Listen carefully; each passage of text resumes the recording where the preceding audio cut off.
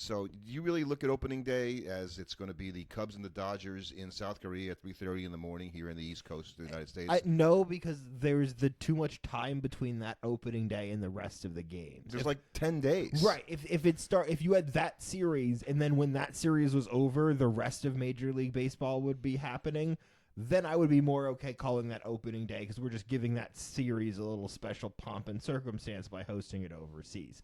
But the fact that it's happening and there's a bunch of days where we don't see any baseball and then the actual season starts is kind of how everybody feels. It's not just a tease, too, and obviously the games count. And, the Cubs are maybe going to be good this year, right? Everybody knows the Dodgers are good. So let's say, hypothetically, it comes down to the playoffs and the Cubs have an amazing season and they beat the Dodgers twice in Korea and they actually win it. And for games that happened before the season even started. What, for like home field advantage? For home field advantage in the playoffs or something like that. Well, I guess for me it's hard to think about it. It's really hard to point at the Cubs would like that problem. Right, the Cubs would like that problem. And also, like, are you going to really say those two losses were the difference as opposed to all of the other losses the team's experienced? Talk about games that have been forgotten by then, I think that goes for any early season game. That's that even more so. So, and because we've got spring training, we've got injuries, and we were talking last week or recently, I guess, about some of the Met injuries. Sean Manaea being out, and now Nick Madrigal, who the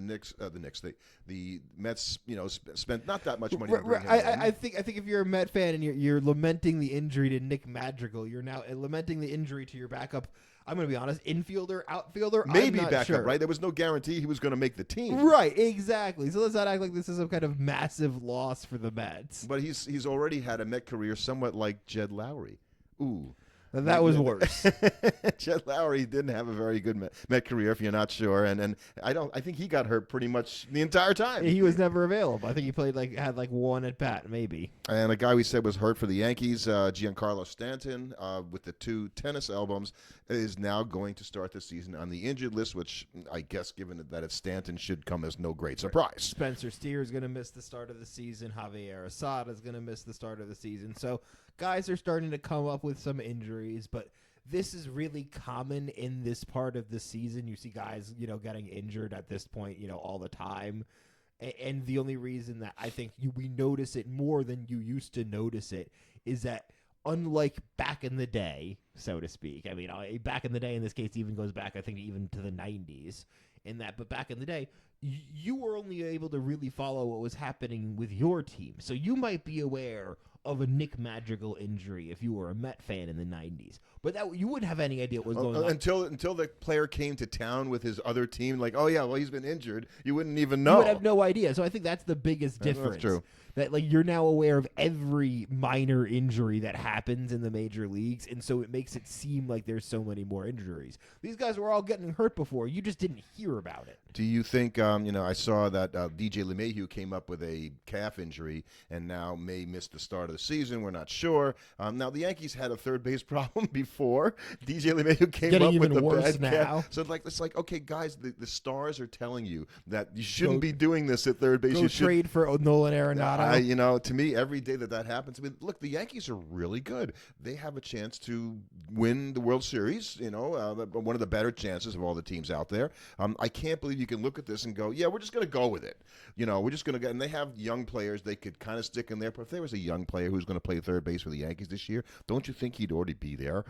I think the only guy that you would have is Jazz Chisholm, and he's over there playing second. Which is I think where he's an eminently more valuable player to the Yankees. For sure. He brings game that elevates the second base. At second base. That he does not bring when he's playing third base. So and although you were teasing me before this, I noticed this week that the Yankees and why this became news, I don't know. They're no longer going to play New York after losses. So they're going to, after wins, it's okay to play that.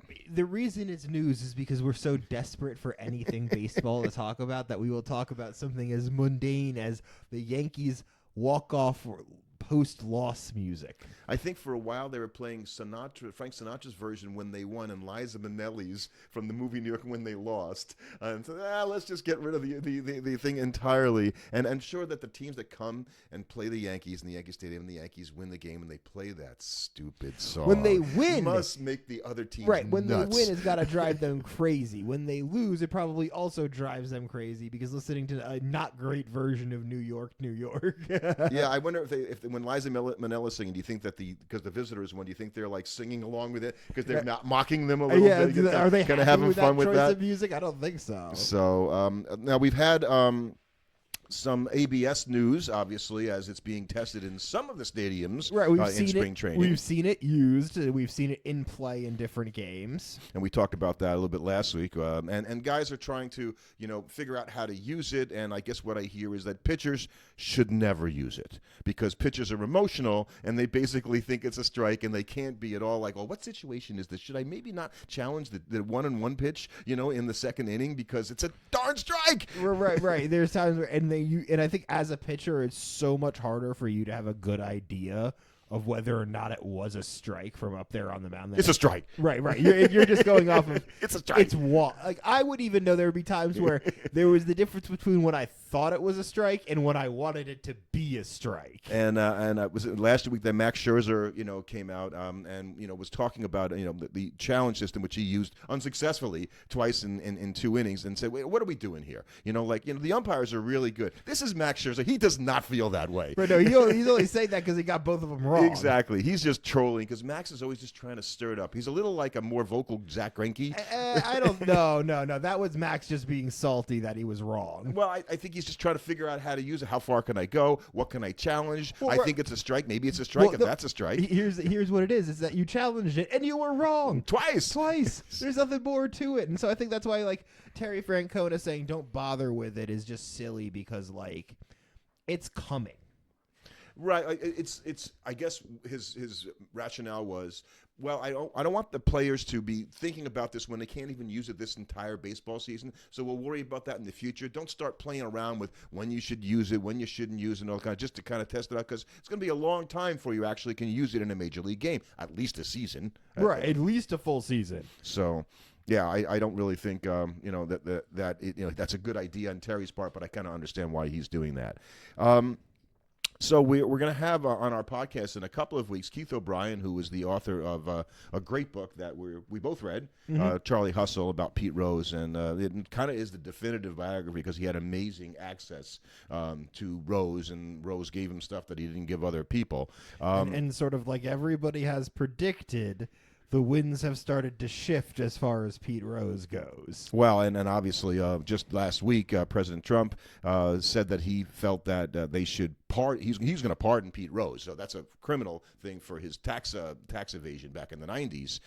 But he egged it on by saying Major League Baseball should reinstate him. He should be in the Hall of Fame. And then people will get all jumping up and down. But then Rob Manfred came up a couple of days after, Commissioner of Baseball, and said, we're going to look into. Maybe we should look into that. We're going to look into. So I think that, and again, it's always been from baseball standpoint, it seems to me like we're not going to put that guy in when he's alive. Right, and I think that's why doing it so close to his death feels like it was so much more punitive than anything else. That's a really good point. I agree 100%. This wasn't some great moral stand that we had taken, and then now, years after his death, we kind of looked back on it and reevaluated and realized where our own biases lay in that situation. And, he is important to the tapestry of, baseball's history. This just feels like, yeah, he didn't frickin' deserve it while he was alive. Now he's dead, so we can put him in because he shouldn't get the satisfaction. And just join us in a couple of weeks when Keith has us. We have him on our podcast, and we get a chance to ask him about some of the stuff that he was able to access. So that I sometimes watch. I can't believe I'm going to omit this here.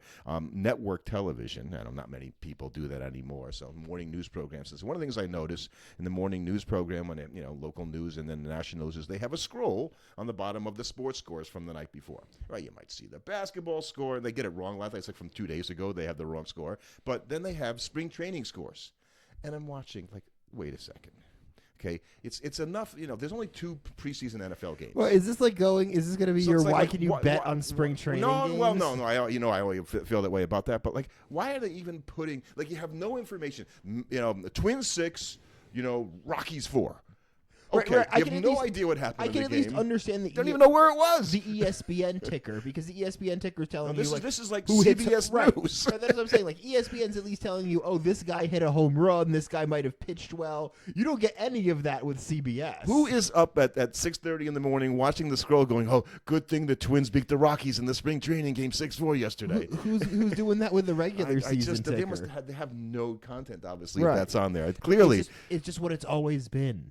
Yeah. They've always had the sports, so you're always going to put them there. And Commissioner Manfred also got his name in the news because he's good at that, about the lack of an ESPN deal, so to speak. ESPN was to pony up $550 million in 2026. They're fine this year for rights to televise Major League Baseball games, and ESPN decided they wanted to pay less. This is what everybody thinks, than the $550 million. And Rob Manfred, on behalf of Major League Baseball, said, "Nah, thanks. We'll take our chances." Right, and much, I think to the happiness of most baseball fans everywhere, because I don't think there was anybody that was a particularly big fan of ESPN's That's baseball a really interesting way to look at it. Coverage. The ESPN coverage itself. I mean, ESPN's been such a huge baseball partner, and as it has been for 30 years. I think it's going to be very different. It's different enough already to try to find games now on television in some semblance without ESPN being sort of the foundational place to go. Oh, there's always going to be a game on ESPN. Now it's going to be even more all over the There was damn always place. a Sunday night game on ESPN that everybody could watch. That used to be a big deal, the Sunday Night Baseball. It's been devalued over the years a little bit.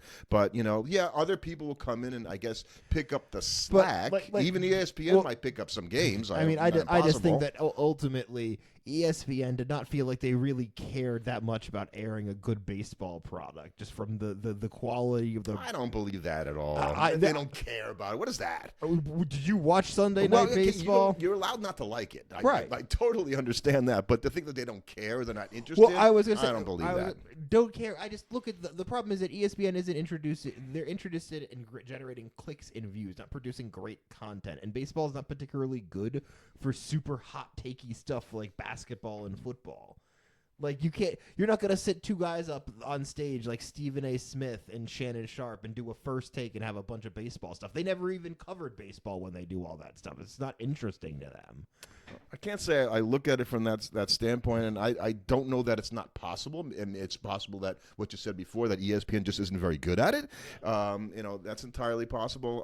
But I definitely think that they gave it the old school try for 30 years, and I just look at the quality of that Sunday Night Baseball broadcast and where it was and what it's kind of devolved into. We're a long way from Joe Morgan and John, right, where it felt like, oh wow, they really knew what John Miller, these teams. It was annoying dealing with the fact that Joe Morgan just really seemed to hate the Mets, but he knew what was going on with the team, and he didn't spend entire innings talking about a different game. Yeah. I don't think it's as big a deal as people are making, but I think it just reminds me, I guess, that, oh my goodness, trying to find baseball games is going to be even harder. As we get into this whole streaming thing, we're seeing even locally here in the New York metro area that SNY is going to have their digital subscriptions through MLB now. Right, so you're going to be, it's getting closer and closer to where you're just going to pay a flat amount and be able to watch your team's anywhere games you go. Anywhere no you go. blackouts. And right. I'm all for that aspect of it.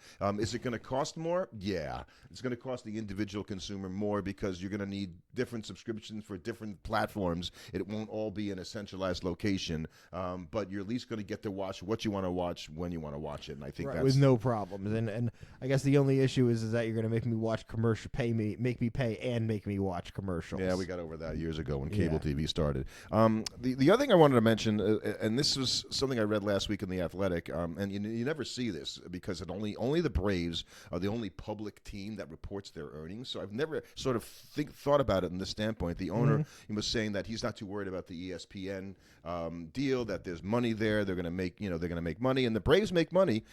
So the Braves divide their revenue into two buckets: baseball and mixed use development. Baseball revenue includes ticket sales, concessions, advertising sponsorships, suites, premium seat fees, broadcasting revenue. It was up 2% last year at $595 million compared to $582. So that is growing, obviously. And the mixed use is much smaller, right? It's only $67 million. But the Braves are making money on both ends of the equation. They're making money operating, and they're making money on. So I think we don't usually see specifics about where the actual how the money dollars breaks are. down. Yeah, exactly. The Braves had a $40 million profit for 2024, and that's up from $38 million in 2023. Now, we don't talk about the valuation increase, which is that, but they're not losing on operating income. No, and they're great. Right, it's the best of both worlds. So owning a baseball team, is a pretty darn good thing. It's a big market in Atlanta, so I imagine smaller market teams might say not so easy to do that in Kansas City. Right, but they're not a top 5 media market, so you can't say it can't be done. Right. So, and Tony Clark, the head of the Players Association, says, "Gee, a team outside the top 5 media market has a massive deal that can run a $280 million payroll, lose in the wild card, and still make a $40 million profit. And that doesn't count for other revenue. Never mind the overall franchise value has gone up over $900 million in 3 years." Yeah, that's a salvo from the Players Association that don't even talk about a salary cap. That's what that sounds like to me. Right. Yeah, don't even act like you're out of money to be spending. So, like we said in the last podcast, if the outcome was that they shot for a salary cap and they ended up with a salary floor, I'd be a very happy camper. If it's like, Oakland and well, not Oakland, Sacramento, you guys got to spend $120 million. There's on your no way team. the players are walking out of there with that big of a win. Yeah, no, I don't think that'll happen either. By the way, so I wrote a post this week on young players, on the youngest players, and one of the things that came to mind was I've known that Joe Nuxhall of the Reds back during World War II was the youngest player because I'm a baseball guy. But a lot of people have no idea, right? Because it happened, 71 years ago. And he was 15 when he first pitched for the Reds in 1944. And you think about players during the war and how they, had to go and scrounge for players because a lot of the good players were serving their country. And that's how things like that can happen, right? They bring a farm boy up to the team. They had a one-arm ball player, Pete Gray, in 1945. You wanted to still have sports, but you didn't have the guys to play it at that point. But, the post that I made sort of, first looked at is like, do you know any football players that would play football at 15, 16? I don't think physically you just can't compete. Right. Same with basketball. And you couldn't do it then. The same with basketball. I remember Moses Malone came out of high school and went straight to the NBA back in the 70s, and he was 18 years old. Wow. And that was a long time ago, and he's a Hall of Fame player, so obviously, every bit deserving. Obviously, it worked out for him. It worked out for him. And hockey doesn't really have, too many 18-year-olds that make it, although there are guys. Soccer's had a few incredibly. Well, Freddie Adu started playing at 14. Right. In the so they've major had soccer league incredibly here. young players there. So that's probably a sport, one of the sports where you can get away with it. But baseball is one where you can kind of get away with it. There's not direct physical confrontation in the sport itself in the same way that you have with basketball and football.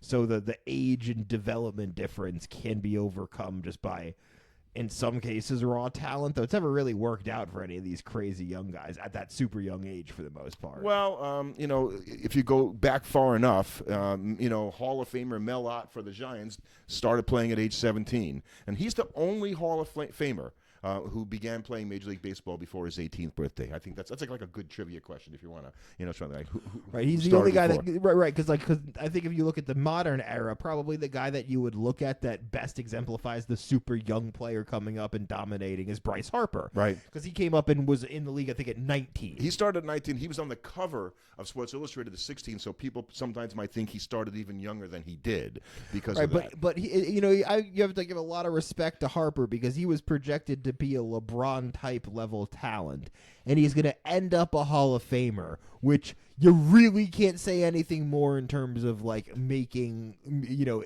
hitting your impact, like predicted impact level. You can't ask for anything more. No, and I think that's a good point. I also I ended up writing about this guy, Freddie Lindstrom. So Freddie Lindstrom is the youngest guy ever to play in the World Series.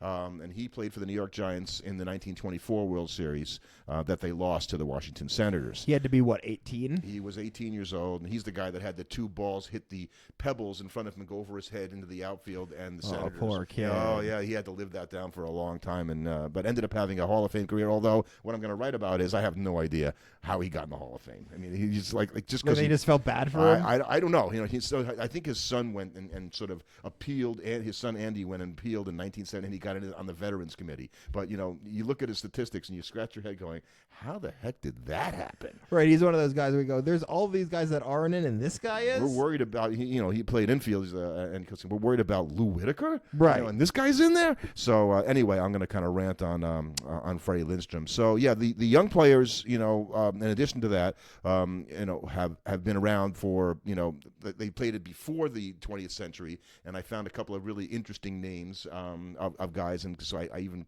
posted a picture of one Piggy Ward.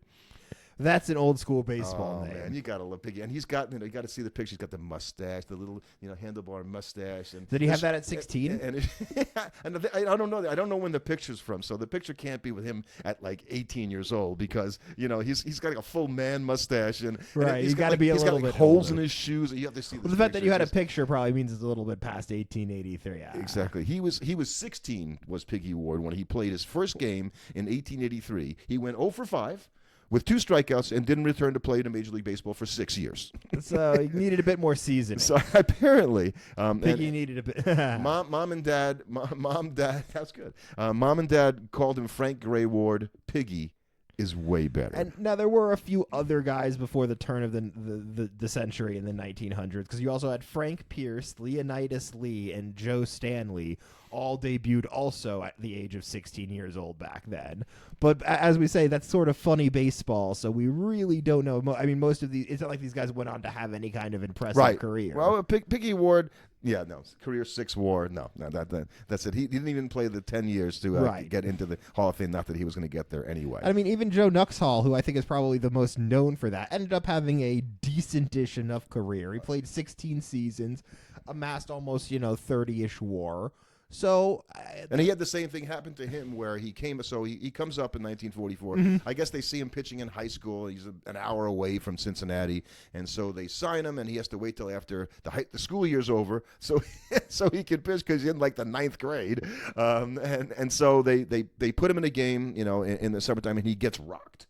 And then he goes down to the minor leagues for like 6 years and does not come back to the major leagues, just like Piggy Ward. Now, I think the only chance that you could have a 16-year-old in the major leagues today would be sort of the reverse of what you have with some of the players coming in from overseas, is that where older players will lie and say they're much younger. Sometimes these really young players will say that they're a little bit older, because if you're 16, you can only participate in the tryout. You need to be 17 to be eligible to be a graduate and drafted. So I think that's why sometimes you'll report a little bit older so that you can actually play, because the teams might not take you on if you're too young. Right. Whereas, and at that time during the war, when Nuxhall played, you basically, there were a lot of things that were given a pass, at that point. And right. You were just looking, that was just to get people interested and to get people in the seats. The story goes, apparently he was so anxious on the top step of the dugout, he tripped he retired the first 2 batters after he got to the mound, walked the second.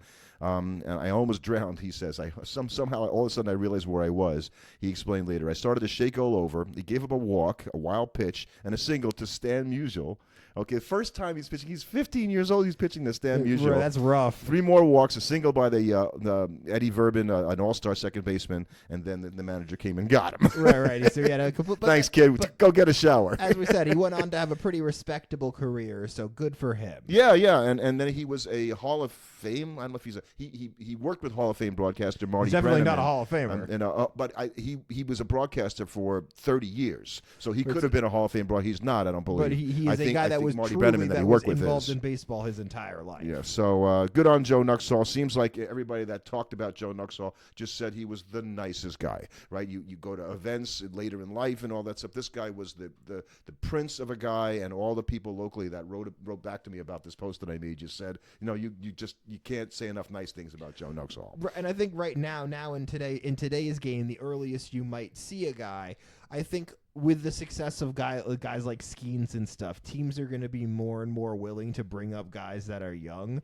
And if you had some 19-year-old draft pick that was tearing the cover off the ball in Double-A, and it's September, you might bring him up now, because why not just see?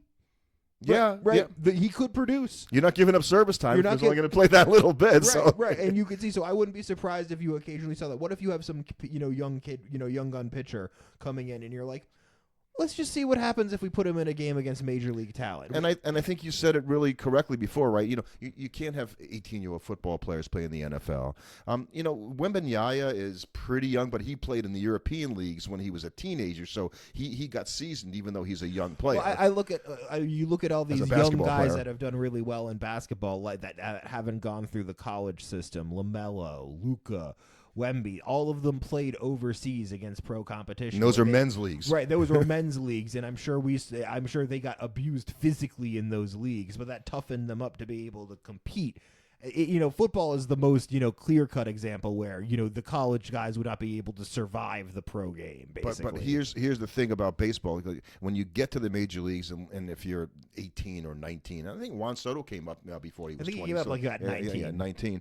Is that all of a sudden you're seeing pitches that you never have seen before? And I don't think any other sport is like that. Where you'll see it's like, oh my goodness, I haven't seen anything like that. I imagine the biggest difference is like any young star athlete when you go from playing at let's say you are like a superstar transcendent talent, and you go from either playing at like the semi-professional like minor league level to like high college level to the pros. All of a sudden you might have experienced one guy. Every once in a while, like once a season, you're going to play against one guy. That guy, right. That is actually close. He might not even be your equal, but he's just another pro-level talent where you actually have to try a little bit. And you're like, oh, okay, this is a guy that actually makes me work for it. You go from that to every single guy you face brings it at a level you've never faced before. Right. Some of them, and now you've experienced something you've never faced before at 19. Sometimes they have better stuff than you. Like never had that before. You've never faced a hitter that's just better than you. You're some young 19-year-old pitcher. You've dominated every single person you've ever faced. And then now Juan Soto steps into the box. We saw it the other day. The guy throws him that slow curveball. Soto just looks at him and smiles and goes, oh, okay, I got you. Next pitch, opposite field, home run. Like, he read the kid and then immediately took him deep. So it's like, you've never faced that before. And that's a 20-year-old kid. That's a guy that's been to college. I can't imagine what it's like for some of these guys that just rocket up to the major leagues.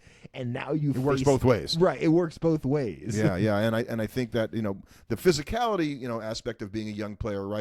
In baseball, it's a little easier because you're not mano a mano on a basketball court. It is not my body versus your body, where you're going to probably be overpowered, and everybody's, like you say, such a freakish athlete going, oh, we're not in Kansas anymore here. These guys are for real. Right. Whereas in baseball, it's not exactly the same way. It's not the same contact. The pitcher still has to throw the baseball. You still hit the baseball. You don't hit the pitcher. So, but I don't think we'll see any 15-year-old ball players playing Major League Baseball ever again, certainly. And I think Joe Nuxhall will be in the annals of MLB history forever for that.